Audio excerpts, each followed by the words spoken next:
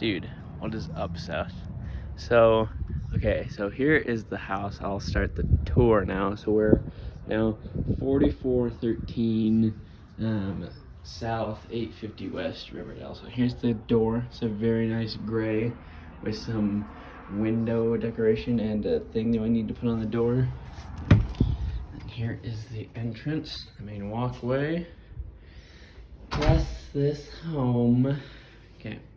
Now, we have the first bathroom, the guest bathroom kind of thing. Oh, there's me. Anyway, yep, and all the things. This is a really nice marble, actually. And then, yeah, bathroom. This is my dad's office. We haven't got it set up quite yet, but that's where you have to have the internet, all the things. So there's my dad's office. It's right when you walk in. And then here's the garage, which is where the puppers are staying. And there's the caddy, you know, and then the burb goes right here, basically. And then the Lexus, my mom's car, goes right here. It's actually quite nice and spacious, and these two like it in here, so that's nice. So they don't have to be in the house all the time. Okay. Then we have the coat closet. You can see my big Russian coat in there. This is kind of just miscellaneous right now, but yeah. Then we have a Harry Potter closet, which is also a little bit disastrous right now, but that's fine. So yeah, all the things. Oh, and those are my parents' temple clothes. Whoop whoop. Okay, anyway. Oop. Don't never zoom out, Seth. Never zoom out. Okay. So, Harry Potter closet. This house actually has a lot of storage, which is nice. So, okay. Kitchen and an iron. So there's the fridge, and then the countertops, which have a really nice under the cabinet lighting. Here's the pantry. Not super huge, but we'll get to why in just a second. But it has all the things, all the staples of life that one requires. Then we have a gas stove now. Never had a gas stove before. I actually quite like it because we have cast iron stuff now. This is a cast iron griddle, and we have a cast iron skillet, so that makes it nice. And then we have these nice lights. And then the island, so the kitchen's actually pretty big. We weren't expecting it to be huge. And then here is our dining room table and a little ottoman over in the corner. Then we have the main entertainment center room. So we have two lazy boy chairs that are a like beige textured thing. And then we have a teal end table and entertainment center, which I picked out. And then we have this huge brown leather couch that can fit like 5 people on it. And then all the things. There's Carter's sign to me. We have a gold and white theming. Then the TV, then the other chair, and then a chair and a half, which can fit about 2 people on it. And there's the other end table, which is also sick because it has charging ports. And most of this furniture we got from my mom's cousin who lives up in Idaho. And they have a furniture store just like my grandpa used to have. Okay, now this is my parents' bedroom, and I don't care if you get to see it because you do. So this is their stuff. They have black and yellow pillows for the Steelers. Woohoo! Even though the Super Bowl was just yesterday. Dad's side. Mom's side. Sexy mirror. Anyway. Okay. Then we have their bathroom. So they have a double sink. Then this is their shower. They actually don't have a tub or anything. And then they have a little foot place, a foot mat thingy. This absorbs water. So, yeah. And tell me what you think of the tile, because I actually really love the tile in here. And it's also upstairs, thankfully. And then they have just a miscellaneous closet, pills, laundry, towels, all the things. Money. Oh, that's nice to know. And then the WC, the water closet, also known as the toilet. And then here is my mom's closet. My dad's closet's in his office, so this is mostly my mom's stuff. And remember how I said that the pantry is a little smaller? This is why. It's because my parents put a washer and dryer in their bedroom. So that took up some space from the pantry, but we've always had a small pantry, so that doesn't really matter. And then all the things, and this washer and dryer is actually quite nice. So there's that. Oh, and we just got some fans put in the other day, which is nice. Okay, now time for my domain, time for the upstairs. Oh, and there are my weirdo shoes. Dude, you need to I don't know if you would like them, but they're cool. Also, I have a lot of songs to show you when you get back. I have a playlist, and I think you'd like a lot of them, actually. Or at least a decent percentage. Okay, so upstairs is the loft kind of thing. So this is all the furniture that we had upstairs in my old house. So the blue, yeah, hold on. So that's like my little reading nook. I really like this chair in here. I have my books that I'm reading and some thoughts on paper, I got the Constitution, Master of the Senate, Conscience of Conservative. Then we've got the two recliners. Then there's a closet over there. We're trying to figure out what to do with this space here. We wanted to put a pool table in, but it's not quite big enough for a pool table. Then we have TV here. And TV there. Look how big that thing is. That is 75 inches of pure entertainment, my friend. And, got the Wii set up. It's starting to go on me, actually. So that's a little scary, but then we have a spare closet, spare room over here. This is all the stuff that we haven't quite found a place for. Yeah. And then go this way over here. So here's my bathroom. It's got the same tile as in my parents', which is nice. So got all the things. I'm trying to keep this one a lot cleaner than my other one. And then, got the Dr. Squatch. So, and yeah, I've taken a tub in here before, dude. It was actually quite nice. Shower curtain, all the things. Laundry room. I know that Cameron's been telling me you're loving doing laundry. Dude, can you imagine how nice it would be to just have laundry maybe 10 steps away from your room? Oh, dude, it's very nice. So, yes. Sorry, I just had to tease you about it. And this is my bedroom. I'm washing my sheets right now, so that's what that's for. So, got my bookshelf. I got the Mike Coca-Cola bottle, the Batmobile, all the things. These are some of my Batman posters and whatnot. I need to get them hung up still. Here's my closet proper. It's a little messy right now just because I have a lot of clothes that I don't necessarily like on hangers. And it's got a lot of good closet space, but yeah, right up there is a disaster. Here's all my shirts. And then those are my other pair of weirdo shoes. They're slip-ons and then gym shoes, and then those are all the shoes I don't wear anymore. And then I've got pants right there, and then these are all my outer layers. So we've got my darker cardigans, a nice white jacket, white sweater, my turtleneck, my fisherman sweater, blue cardigan, and these are the sweaters, or these are the things that I wear at home. So this is one of my older cardigans that doesn't fit me anymore. Then a blue robe, and then a fur robe, which is quite nice. And then we've got my bed. I got a new bed frame, so now it kind of looks like my parents' actually. It's called a sleigh bed.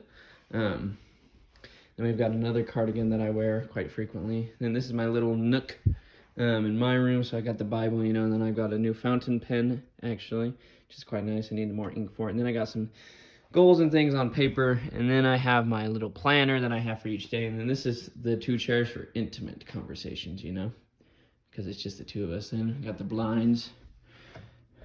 Hold on.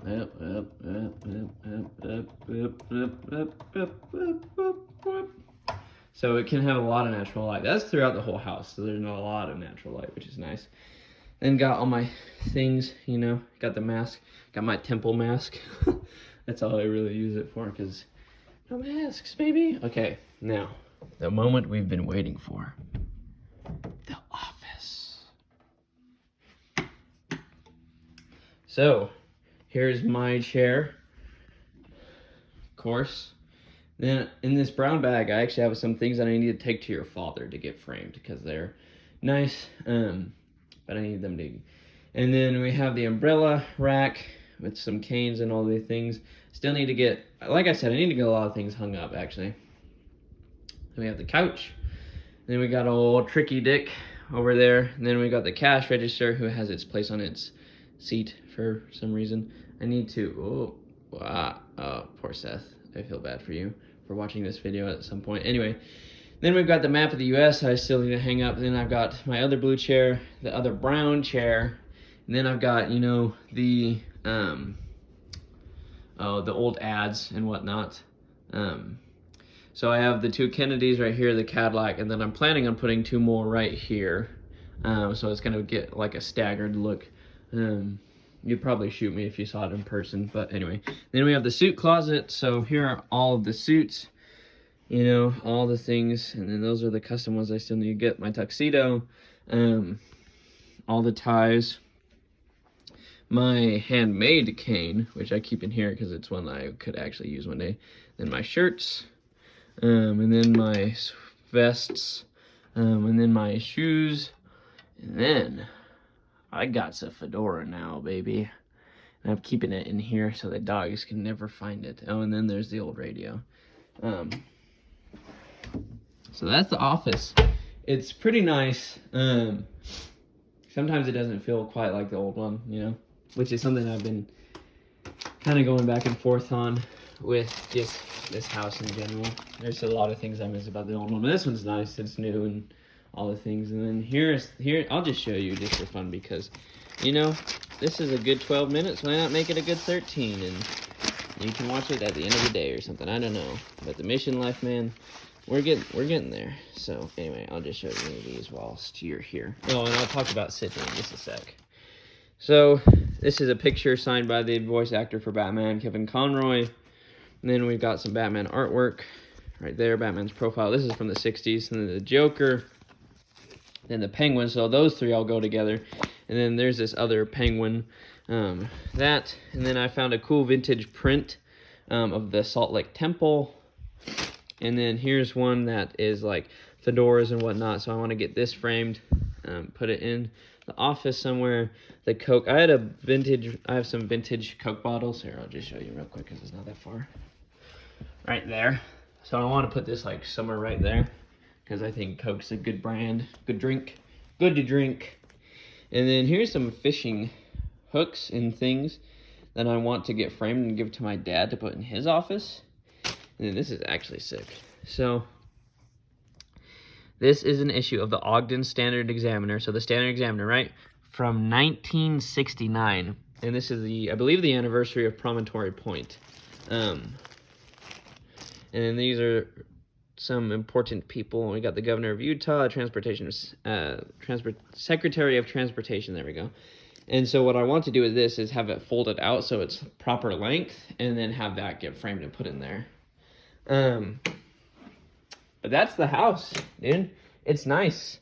I don't remember if I ever told you, but like the carpet that I have versus the carpet the rest of the house has, is different because I, shall we say, lobbied and advocated for nice plush carpet as opposed to this hard stuff.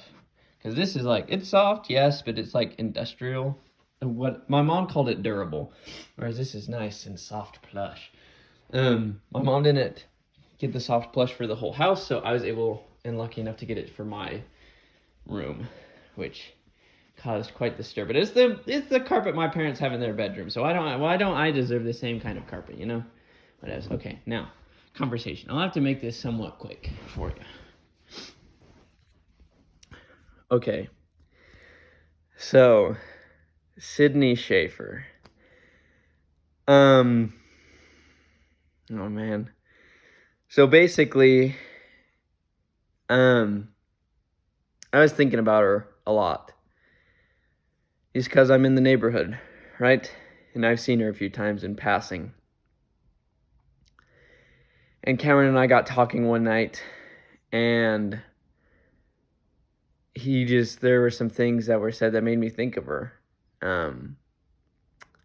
And, like the whole thing about the prayer that I said about her, which admittedly was a long time ago, and maybe I need to get an updated answer, which I have actually prayed about. But there's just something that still draws me to her. Whether that's good or not, I don't know.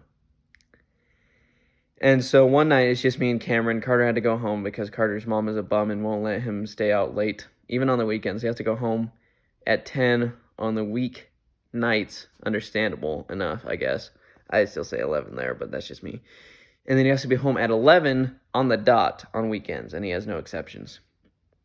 And it's really bad. He got an exception like maybe last week, but that was only because his dad was like literally right there, and his mom's been a little nuts lately about some things because she still thinks that we're bad friends, but whatever. Anyway, so it's just me and Cameron, and it's kind of later, and we're trying to figure out something to do. I'm like, Cameron, why don't we go on a drive? So we go on a drive, and we make our way to the Smiths on 12th Street, so right before Matt's house. He's like, what are we doing here? I'm like, you'll see. And Cameron has started getting it put together because he's not an idiot. And I had mentioned this before, but it was a long time ago. So basically what we did was we got her a pack of snowballs, the things, the snacks that she likes. And we also got her a thing of Reese's. And then I wrote a note that said, to Sid, from an admirer, S. And the problem was, one, it was in my handwriting. So that's kind of obvious. Two, my F that I write, well, that's what made it obvious, is the F that I write. It's very specific.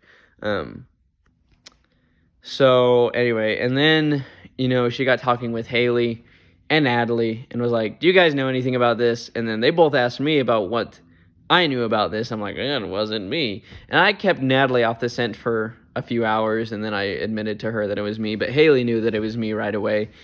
Because when I put from an admirer dash like signed S, like obviously that stands for Scubs, and those three aren't idiots. But it actually took Sydney a sec to think that it was me. She just thought she had a stalker. At least that's what Natalie told me. I guess you could ask her about it.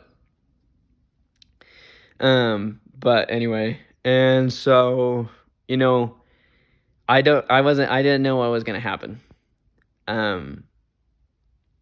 I kind of did it, and we'll get to this in a sec, but I did it for the first thing for cheap thrills and for fun. Because when I doorbell ditched her with Cameron, my heart was racing, dude. And the adrenaline was pumping and pumping and pumping, and it's something that I haven't felt in a long time because we haven't done all that kind of stuff in a long time. We haven't been hooligans or shenanigans because it's cold outside, the opportunities aren't there, so that's kind of what that's about. And then I also kind of did it as a peace offering, to make peace between old friends, And finally I did it because I miss her. Take that as you will. So she texted me. She's like, why did you leave stuff on my porch? And then I went over all those reasons, and we got talking a little bit. And I can send you the text conversations if you like. It's kind of a lot, but basically we kind of went back and forth. I held my position that both of us did things wrong that night. I'm trying not to relinquish that because I don't want her to think that she's right here, because she's not. And so kind of like getting involved with her can kind of be an interesting plan, shall we say. And we tried to set up a time to talk, and she was really like dismissive. She wasn't providing an opportunity to talk about things, because that's all I said I wanted. I said, I just want to talk. The more we text, the more infuriated we're going to get, like what happened last time, because we should talk this out last time instead of texting and then having her block me and then keep our noses out of each other's business, for lack of a better term. And so she texted me last night, kind of out of the blue, because it had been a few days, and I just kind of left it there. And Cameron and Hay were both like, dude, don't Don't give her the upper hand. Don't play into her game. Don't chase her. And so I was like, okay, fine, I'll just leave it be, because I got the last word in about setting up something to talk. And so she texted me last night, because we had talked about whether Sunday was going to be a good day for us to talk. And she says, hey, sorry, some things came up. What day do you want to talk this week? So, referring to this week. So we got something set up for Wednesday night at the Institute building. So we're going to meet up at the Institute building, and we're kind of just going to go from there. I don't know what's going to happen. And I'm kind of nervous about how everything's going to go down. Not going to lie. And I've just kind of been like thinking about it and what I want to do and how I want this to happen and what I can control and what I can't. And it's definitely a little nerve-wracking talking with someone who I haven't talked with in a good 6 months, and that sour, bitter taste is still there for her. I think a lot of it.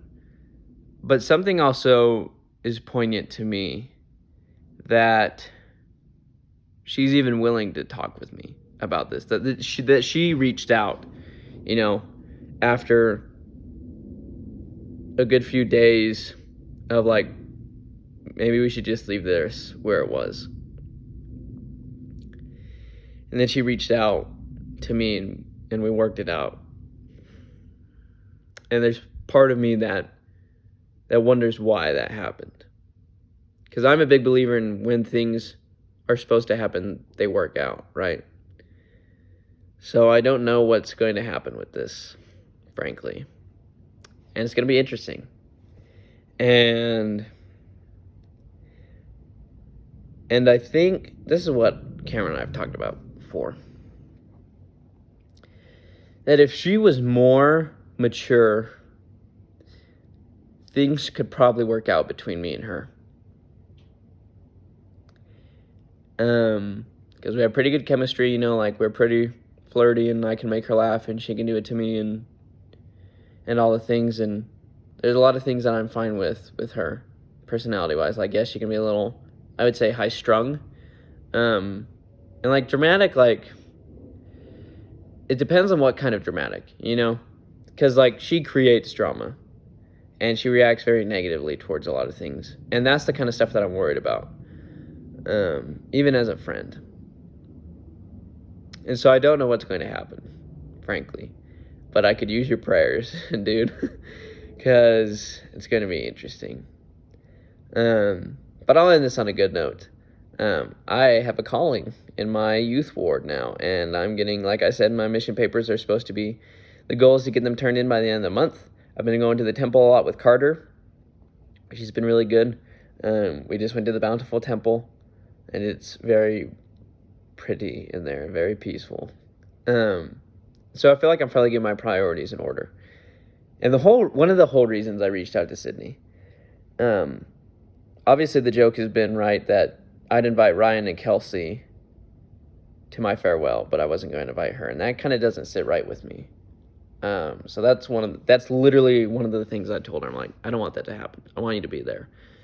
But anyway, I'm now a teacher in my elders quorum, and I gave my first lesson yesterday, and I was super nervous, but it went really well. It was ward conference yesterday, so the stake president was in my lesson, and it was about being a tool in the Lord's hand and the opportunities that we use. I based it around the talk given by Sister Sharon Eubank, I pray he'll use us, and it was talking about a lot of the church's humanitarian efforts, and it was like, this is good, but how can I make this a little more personable? So I took it into the direction of how we can be tools in the Lord's hand, and the opportunities that we provide for ourselves and all the other things. And I have a service opportunity lined up this week. Actually, I'm going to the cannery. And yeah, life's good. It's going to be interesting here in a few days, but it's going to be good. And I'm super glad I got your voice message. And about Nathan. Oh, about Nathan. I talked with Anna, and she said that he's really busy and that no one's gotten an email from him. Just the regular emails, too. But he's doing really good. Very positive thinking.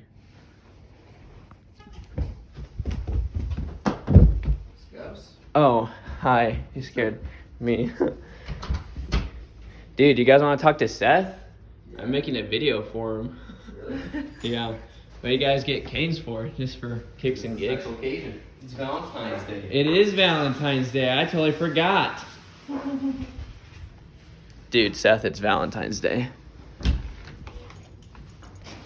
And there's the two that they love the most. Dude, nice. Where's Seth? Well, it's a video. He can see me? Yeah. But I can't see him. No, because I'm going to send it to him. So this is a It's not recording. like FaceTime. Yeah. Oh. Yeah. Seth, what's up? Miss you, bro. Hope all is well.